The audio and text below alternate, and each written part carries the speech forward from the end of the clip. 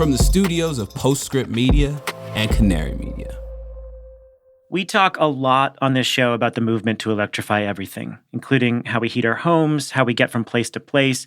And to reach our climate goals, we need to install millions of heat pumps, electric water heaters, rooftop solar panels, and EV charging ports. That means we need to find people who are trained to install them. But what happens if we can't find them? This week, we've got a special collaboration with Grist, and our guest contributor today is a Grist staff writer, Emily Pontecorvo. She has been working to untangle this electrification puzzle in a feature for Grist, and she's here with us now to explain it. Emily, welcome to the show. Hey, Stephen. Thanks so much for having me on. Okay, so I'm very intrigued by this story. There's obviously a lot of momentum around electrifying everything, but it appears there are some bottlenecks. So where does this story begin? So this past summer, I was in the Bay Area, which is like the birthplace of the movement to electrify everything. Berkeley, California was the first city in the country to ban gas in new buildings, and that was back in 2019.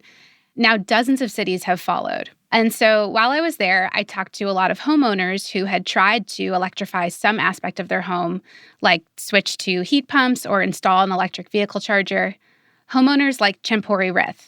My name's Champori, and I am a product designer at a company called Airtable, and I moved to Berkeley with my partner a couple of years ago at the end of 2020. We were just kind of browsing and ended up finding this house that we fell in love with.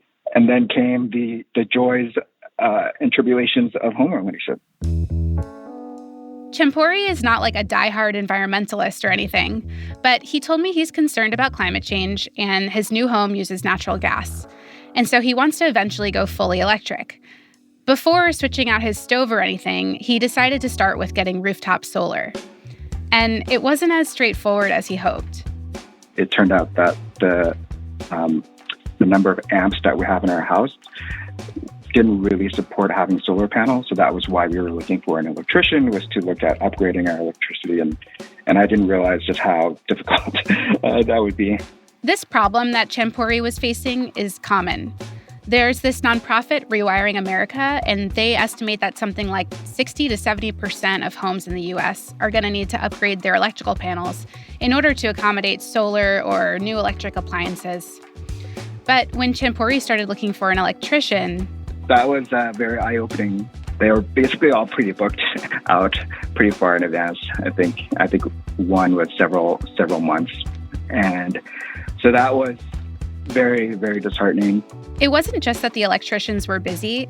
The entire process just felt kind of backward.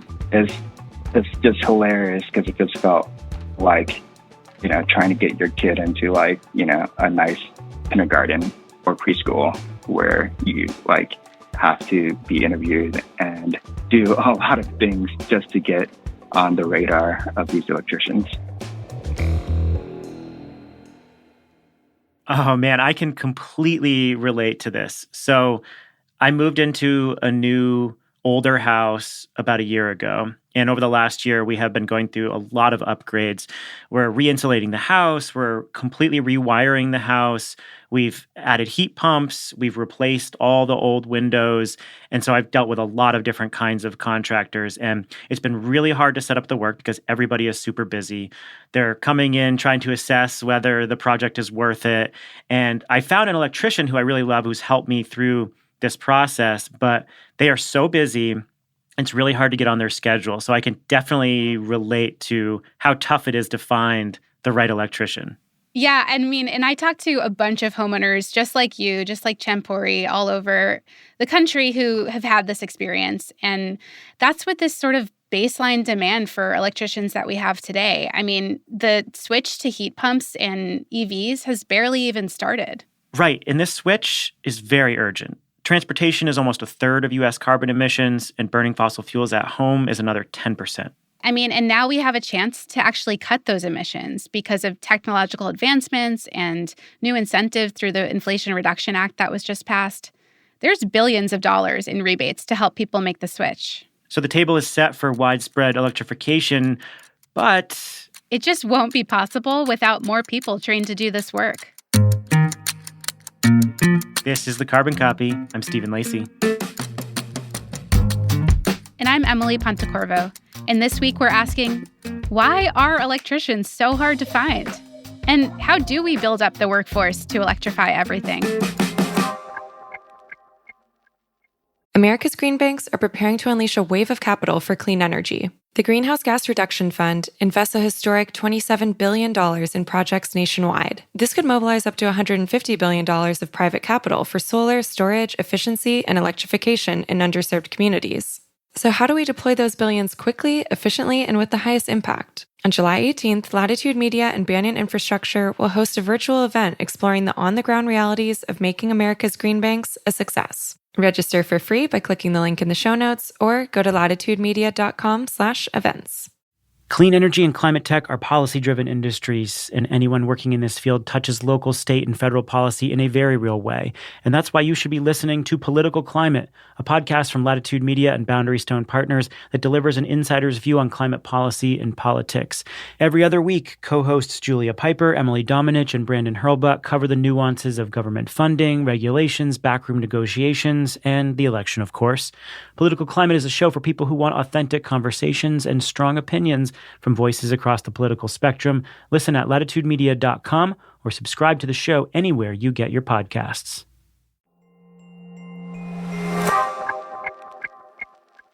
So I didn't just hear about this problem from homeowners. I also spoke to a bunch of contractors who, let me just say, they were not easy to get a hold of. They are truly swamped. But I met this guy, Boren Reyes. So my name is Boren Reyes, and I'm currently CEO of Boys Electric Incorporated. We currently have 2 locations, one in Oakland and one in Sacramento. Boren's young. He's only 28. He grew up in Guatemala and came to California when he was a teenager. And he first got introduced to electrical work in high school. His dad was a general contractor, and Boren would come to help out on jobs over the summer. At one point, this electrician that his dad worked with needed an extra hand, and so Boren started working for that guy, and it just set him on this whole new path. When I was about to graduate from high school, I decided that I wanted to do that for a living. Plus, back then I was kind of thinking, I want to make money quick. It was the easiest way for me to make money quick and eventually move out of the house. It was mostly about the money at first, but Boren came to really like the work too. What I really, really like is you really have to be focused on it because literally it's a safety. And also you have to be hands-on most of the time and also like solving problems, putting pieces together. What type of system am I going to install? How am I going to be running this wire? How am I going to run this conduit? Why the customer is overloading the circuit. There are so many things that go with that. And that's why I fell in love.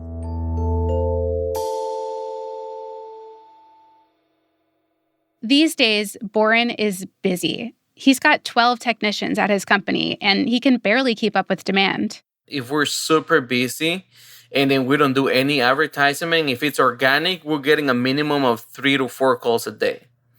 If we do advertise, at that point, we get up to 15, 20 calls a day. It's crazy because customers are literally looking for electricians every single day. And then now, before we're able to get to an emergency right away. Now we cannot. So we're not taking emergency calls anymore because we don't have the manpower. Part of the reason he's not taking emergency calls anymore is because he's got this new specialty. About a year ago, Boren entered a partnership with this company called Qmerit. They send him new electric vehicle owners who need someone to install their chargers. And so now he's doing a lot of that kind of work. He says he's usually booked up like 3 weeks to a month in advance. I asked him if he could expand his team to take on more jobs, and he said it just wasn't possible right now. Because it's not just a matter of, hey, yeah, let me hire people, and then because you have to go with them through training. And then so it might take you a month to 2 months for them to be ready to finally go out on the field, know how to interact with customers, and then they will not know how to execute the job right away. It might take them a year. So now it's going to take a lot of our resources to be focused on this job. Like, for example, we should get it done, let's say, within 2 days. And then now it's taking 3 days because my lead technician is taking the time to teach them on the field, which is the best way to learn, but it's literally taking time out of it, and it's cutting profits. It's just really complicated. So is it like there's nobody out there who, if you were just like looking for an experienced electrician, there's nobody out there that you could hire? Like there's only people that are basically new to the field. That is correct. That is correct. Because all the people that currently know how to do the work, they're currently busy. I mean, if they're currently taken by other companies, and then now they're getting paid really, really good. Okay, so let me get this straight. We've got a lot of homeowners who want to electrify, but they can't find electrical contractors. We've got contractors who want to ride this electrification wave. They see it as a chance to grow and take on more jobs, but they can't find electricians to hire. So why don't we have more people coming in for these jobs that are in demand and pretty high paying? It's a great question, and it's one that I asked pretty much everyone I spoke with. A lot of people blame the fact that we don't really push vocational education in high school in the U.S. anymore. You know, there's just been this push toward everyone going to four-year colleges. Here's Panama Bartholomew. He's one of the experts that I spoke with, and he is the executive director of this nonprofit called the Building Decarbonization Coalition. We're seeing a graying of the workforce, and we're seeing all these people that have spent their career learning the intricacies of how to install HVAC correctly, how to install water heaters correctly, et cetera, and they're graying out. You know, the average age is 55 right now for an HVAC installer or a plumber. I think one of the big questions is really like, do millennials and Zoomers see a career for themselves in crawl spaces and attics doing this work? I mean, it's some good work, but we don't encourage people to go into the trades in this country. You know, you should be going to four-year college and go and learn C++ programming, not working in the trades.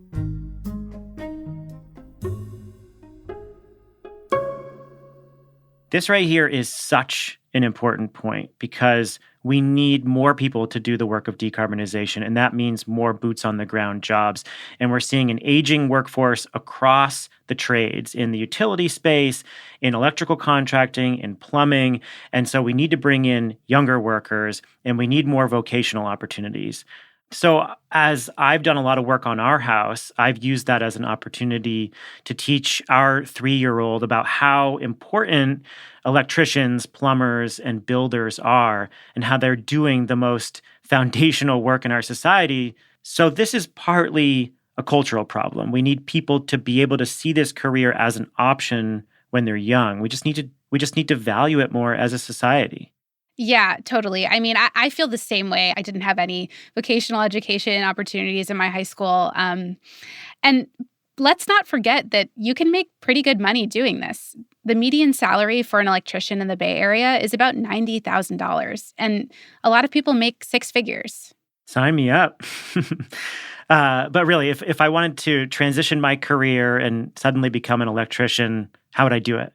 Well, so I learned in reporting the story that there are many different paths into the field. For one, you can apply to a union apprenticeship program. Those are free and they offer paid on-the-job training. It's pretty nice, but there's a test to get in and there's limited spots.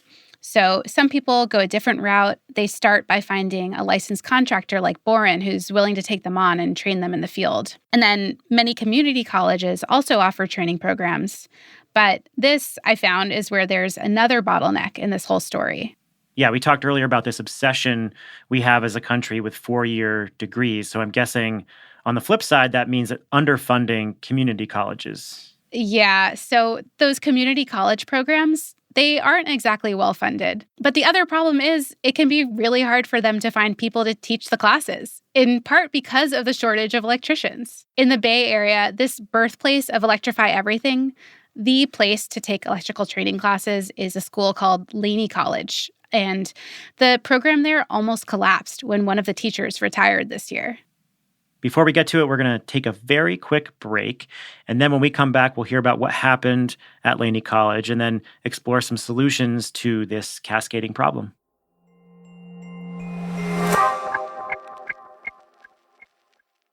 On July 18th, join Latitude Media and Banyan Infrastructure as we take a deep dive into the next phase of deploying the $27 billion Greenhouse Gas Reduction Fund. We'll provide practical insights for the state agencies and local lenders at the front lines of dispensing these funds. Where are the bottlenecks? How do we balance speed with transparency? And can America's green banks live up to the expectations of both local communities and Wall Street? Latitude Media's Stephen Lacey, Banyan co-founder Amanda Lee, and Clean Energy Fund of Texas EVP Billy Briscoe will answer these questions and more on July 18th at 1 p.m. Eastern. This is a must-attend for project developers and financiers. Register for free at latitudemedia.com/events or click the link in the show notes. I'm Julia Piper. I'm Brandon Hurlbut. And I'm Emily Domenech. A little over a year ago, political climate took a break so we could focus on the groundwork of implementing America's biggest ever climate bill, the Inflation Reduction Act. I'm excited to say, political climate is back. And I'll be joined by my two co-hosts to riff on the top political stories and insider scoops, from state houses to the halls of Congress to regulatory agencies and even international climate talks. We'll explain how those developments are driving industry decisions today. Political Climate is a show for people who want authentic conversations. And to learn about how energy and climate policy is shaped within both political parties, from the people who have actually helped shape it. So join me, Brandon, and Emily every other week, starting in April, for fresh episodes of Political Climate. Subscribe to the show wherever you listen to podcasts.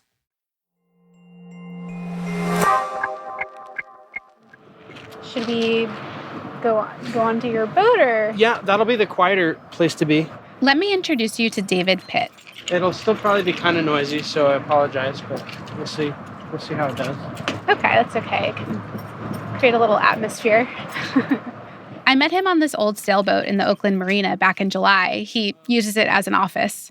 And I wanted to talk to him because he was in the middle of finishing the electrical program at Laney College. He got into electric work almost by accident. At one point, when I was just working various cash gigs, I was doing TaskRabbit, and I was tutoring people and just things I could get quick cash. And I would just travel, and was kind of a bum in my mid-20s. And then at some point, a friend of mine was like, "Hey, I saw this sign. You can volunteer install solar on a rooftop. Check it out. You might like that kind of thing." He liked it so much that he kept going back. He ended up getting a job with the company. But he soon realized that in order to progress in this career, to make more money and do more interesting aspects of the work, he needed to get certified as an electrician. This is something I can really sink my teeth into. It's got a clear career path, which I couldn't say for some of the other gigs I was doing. It's like, okay, you're going to learn this skill and then learn to manage your own business. And then the sky's kind of the limit in a way. So David enrolled in the electrical training program at Laney College. And when I talked to him, he only had about 3 classes left.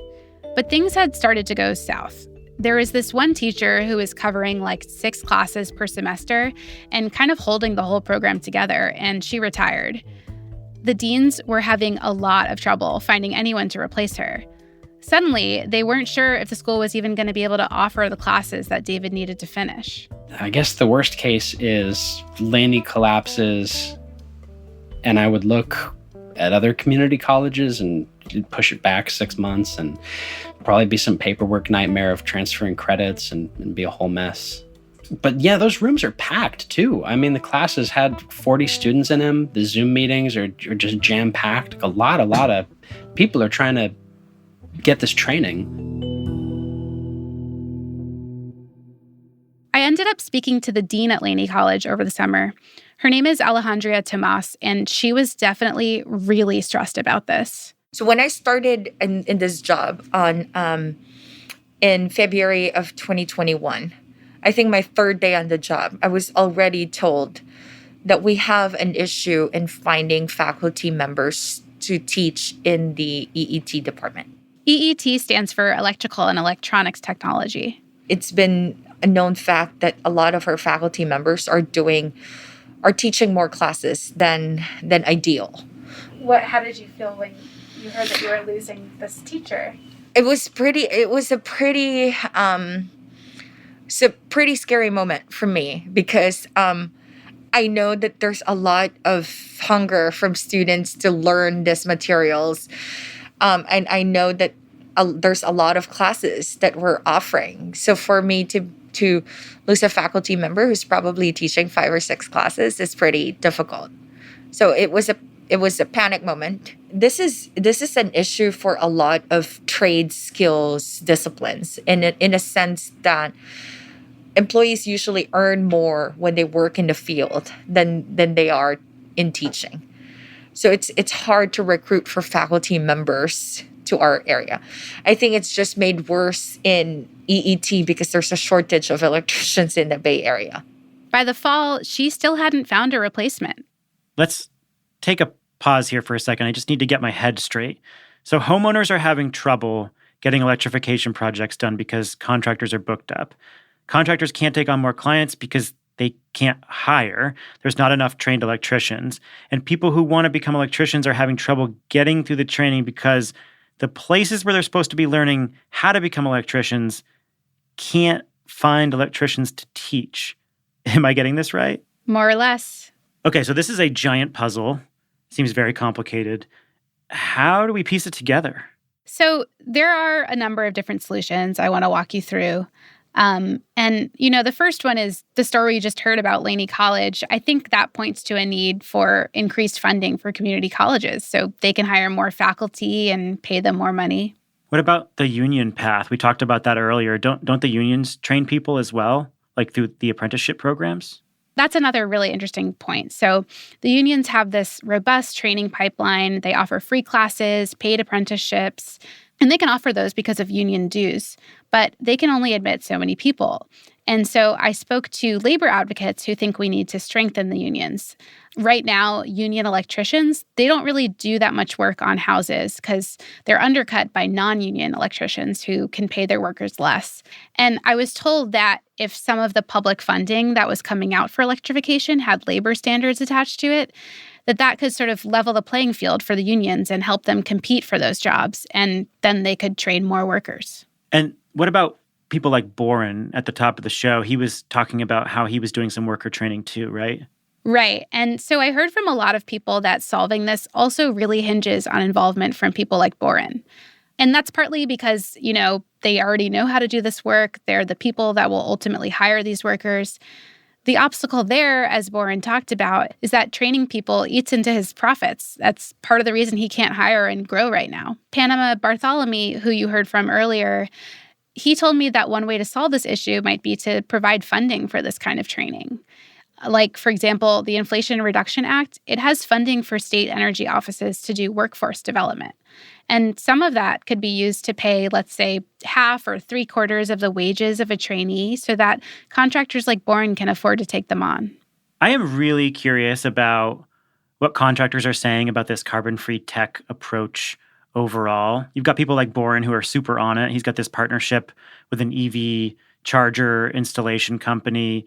But in my experience, in talking to my electrician, for example, who's been really great, but also pretty skeptical of whole home electrification, it seems like there is a hesitance among some of the old school contractors about electrifying homes entirely or about EV chargers and heat pumps. So what is the spectrum of reactions that you're hearing? Yeah, I also heard a lot of stories about this. I heard homeowners talk about there are contractors who told them, you're going to need natural gas backup for your heating system. Or I also talked to some contractors who were kind of skeptical of electrification. But I think this hesitancy is something that California is really working on. I heard about this program called Tech Clean California, and a big part of the program involves training contractors on how to install heat pumps and other technologies. And so they're giving them information about not just, how to install them, but what incentives are available and how to sell them to customers. And so far, they've trained about 600 contractors. Here's Panama Bartholomew talking about it. And so there's a cadre of expert installers that are part of the tech team that are running different cohorts of installers through full-on training programs about not just, how to install this stuff, but actually why they should care. That here's all the climate stuff, sure, but also here's all the policy stuff, like the writings on the wall that this is coming. And you better get ready for it. California is going to be banning this stuff in 7 years. So start the transition now when there's a lot of money and incentives going.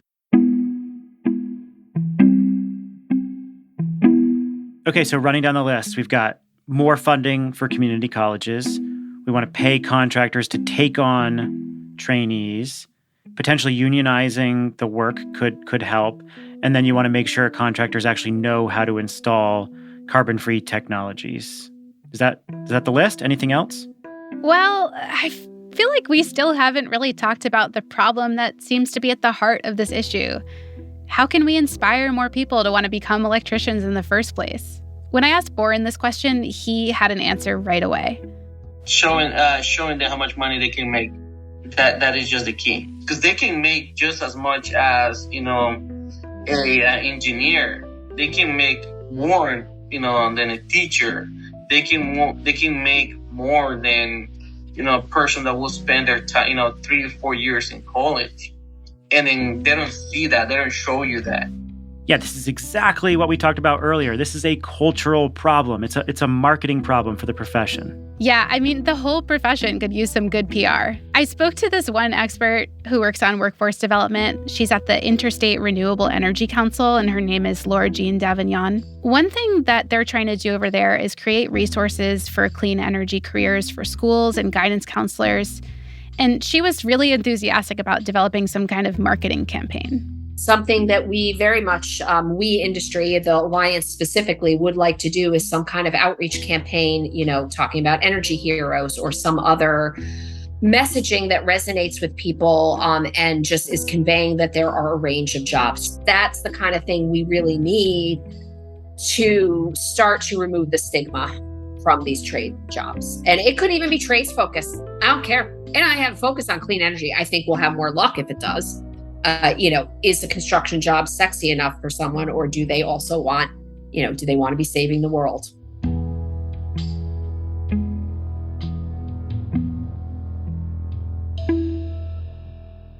I love it. I can imagine these World War II era posters saying, "Become an electrician for the planet." Yes, totally. That's right. Tell your kids. Emily, thank you so much for joining us and for your excellent reporting on this story. Thanks for having me.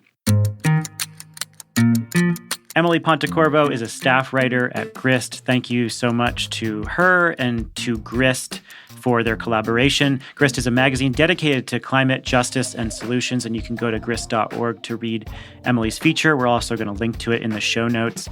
The Carbon Copy is a co-production of Postscript Media and Canary Media. This episode was produced by Alexandria Herr and Emily Pontecorvo. Ann Bailey is our editor. Sean Marquand mixed the show. He's our engineer.